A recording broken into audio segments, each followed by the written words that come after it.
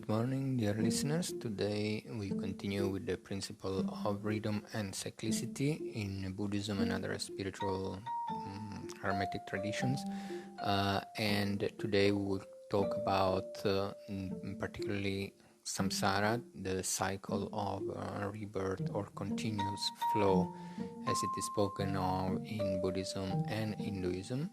Especially, so this is related very closely to the principle of cyclicity and rhythm, whereas everything keeps repeating in cycles. So time, beginning and ends, continue on a macrocosmic level of the universe. And in fact, we have yugas and kalpas, the notion of yugas and kalpas, so great cosmic eras where universes are formed, they are stable, and then they disintegrate, and then they are reformed. And this creation and the destruction is basically on the level of self-perceived reality of the sentient beings that inhabit a particular dimension of the universe in dimensional form. So now we see this principle at work when basically not only in our lives, but on a cosmic level, everything comes into being, stays, and then goes away and then comes back. So this is the rhythm of ups and downs, on and off, and this is also closely related to the same principle and to what is called the effect of compensation of counterbalance. So basically, due to this rhythm, everything that is set off and offset by other things, and in which there is always a counterbalance whenever there is a manifestation of some form, there is a disappearance of the same form somewhere else. So all forces, they counterbalance each other, so that everything is actually in a complete total balance.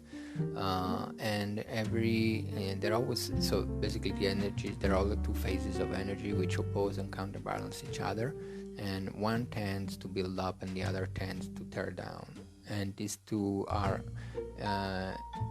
usually and in balance. So therefore basically every living thing lives upon other living things, each according to its kind, and everything is interdependent. Sometimes it's said that one has to pay the price for everything he possesses or lacks, and that everything has a kind of price. This is usually a kind of thing that this one can find in some esoteric teachings, and this is actually the effect of compensation. In fact, compensation means that the appearance of a given amount of energy somewhere means the disappearance of the same amount somewhere else. And so this can be observed, that periods of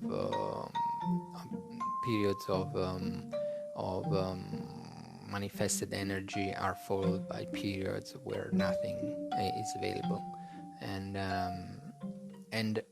also connected to the same principle, there is the fact that everything has its pleasant and unpleasant side, so the two sides of the same coin basically. And whenever there is a gain, there is something to be paid off. As this is the effect of compensation, which is linked to the law of rhythm and the law of cause and effect. And it is because of this there is total balance, and in every aspect of the universe as a self-perceived reality.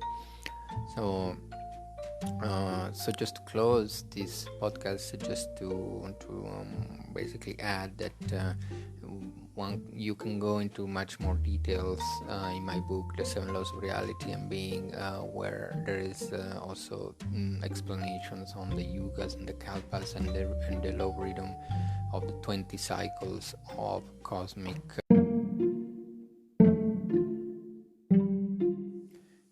existence.